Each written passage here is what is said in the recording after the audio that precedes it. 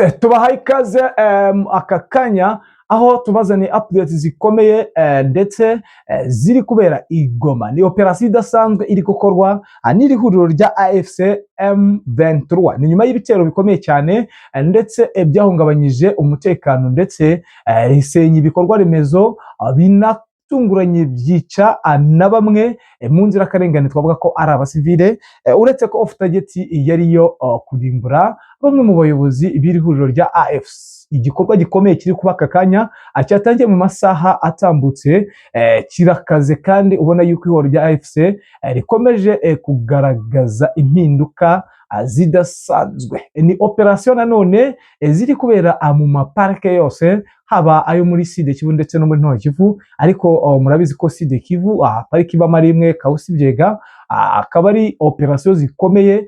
Abasirikare bose bamaze kugenda bajyanwa mu bice bigiye bitandukanye, ubona yuko ihuriro rya AFC M23 rifite gahunda ikomeye. Ni munyemere rero turagenda tureba no ku ma axe agiye atandukanye, ariko ikitizudiyo no kubabwira operasiyo zitunguranye ziri kubera muri uno mujyi wa Goma. Ku murongo wa telefone turakira umuroko Infoma atubwire uko situation ihagaze ndetse atubwire bikomeje kugenda biba n'ibikomeje kugenda bigaragara nyuma yuko n'ubundi ihuriro rya FARDC ryari rigiye kwivugana deployment zikomeye ziri huriro rya AFC M23, aho bari kwimura abasirikare ndetse bigaragara ko abari bamaze iminsi bari mu myitozo ndetse no gukoresha imbunda ziremereye bamaze kubimenya bagiye kwambarira urugamba. Ni mu nkunde rero mu minota mikeya tureba akantu ku kandi, tureba ingamba za FARDC ndetse na FARDC urabona yuko yahinduye umuvuno, ubona yuko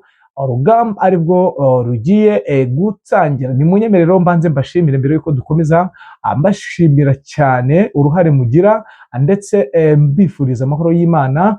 Namwe bashyashya reka tubahe ikaze ndetse tunababwira kugira ngo mugume kuri Kigali Real News. Nta kindi musabwa uretse gukanda subscribe, nyamuna mujye mukora like kugira ngo Google iduhe recommendation, natwe tuzamuke cyangwa twiyubake. Ni munyemere rero dukomezanye, nge tugiye gukomezanya kandi tukiri kumwe.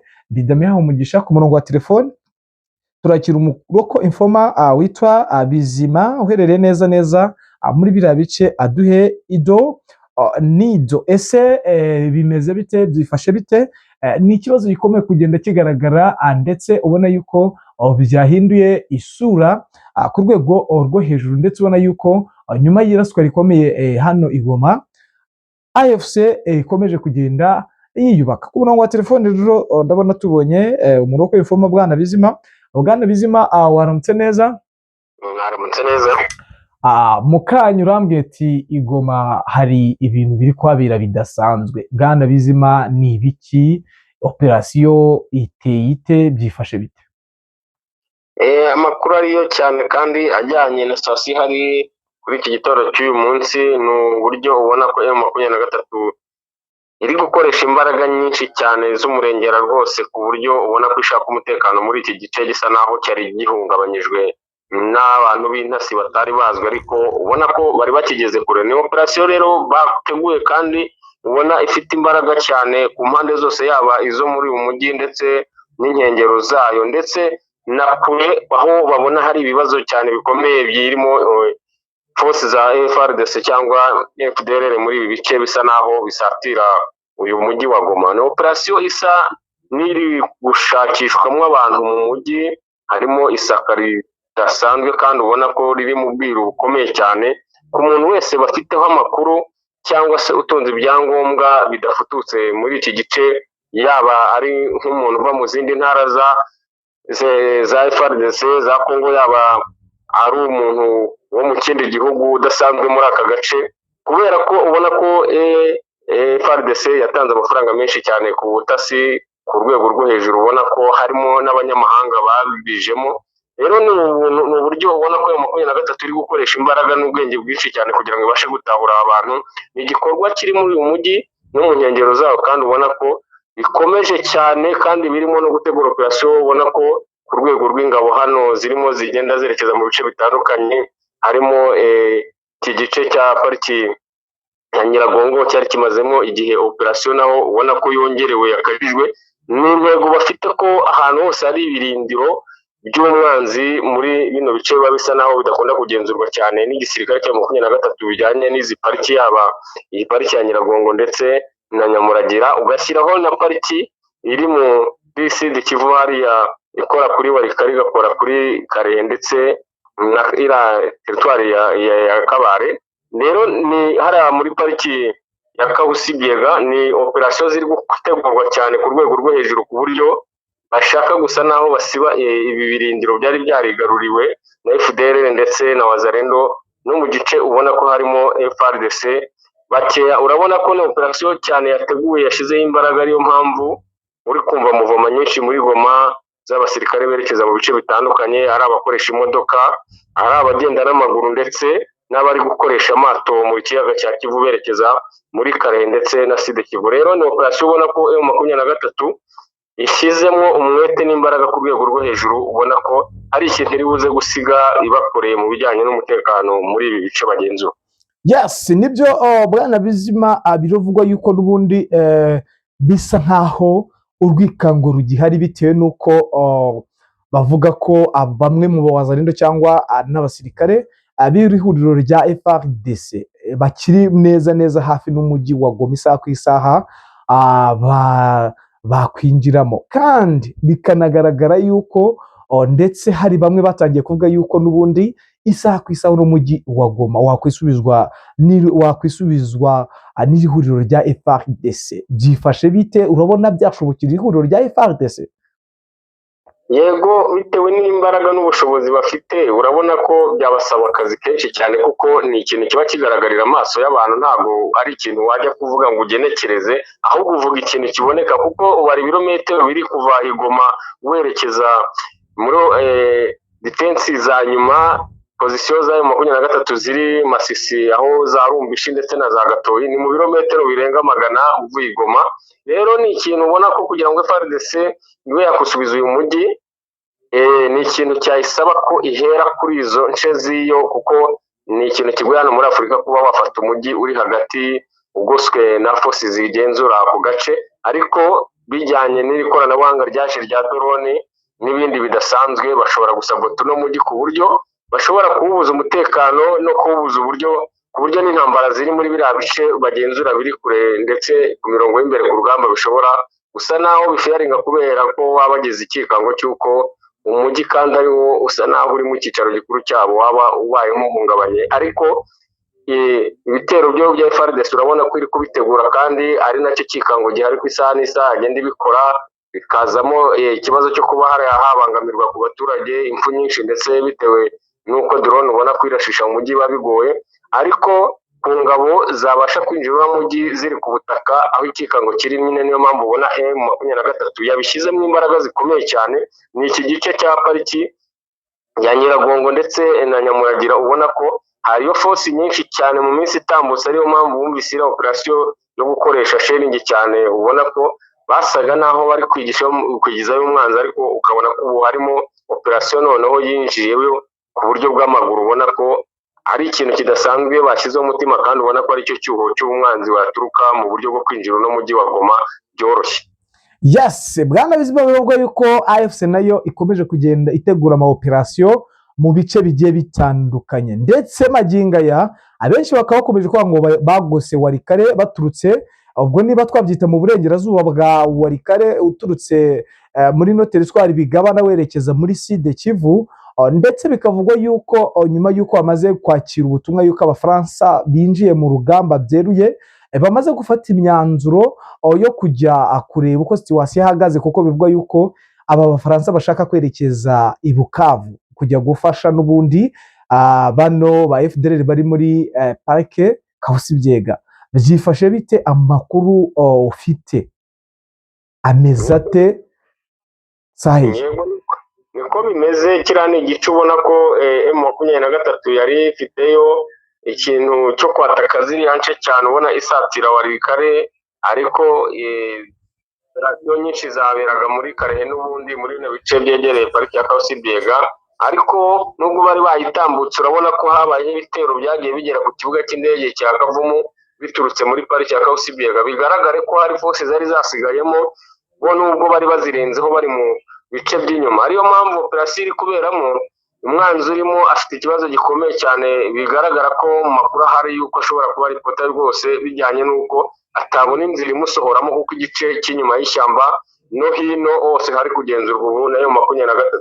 Icyo ni cyo gicumba abafaransa babaye nk'aho basatiramo, bashaka kugira ngo bafunge bakore ikintu cy'urukuta kibuza M23 kwinjira muri Walikale, ahubwo bari basa naho baguma muri Karehe, basa n'abajya mu majyaruguru ya Karehe bagasa n'abinjira muri Masisi, ariko batabashije kwinjira muri Walikale, kuko ubona ko FARDC ndetse n'izi ngabo z'Ubufaransa hari ibikorwa zihafite bigezweho by'ikoranabuhanga, ku buryo badashaka ko byakwimurwa cyangwa se bikaba byakwangizwa bijyanywe n'ibitero M23 yateguraga kuba yagaba muri kariya gace.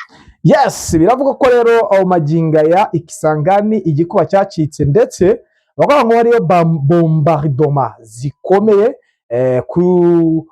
ku bari muri biriya bice bari ku bugenzuzi bw'ikoranabuhanga. N'iki kiri kuba, n'iki kiri gukunda, ni ibiki biri kuhabera muri bino bice bya Kisangani?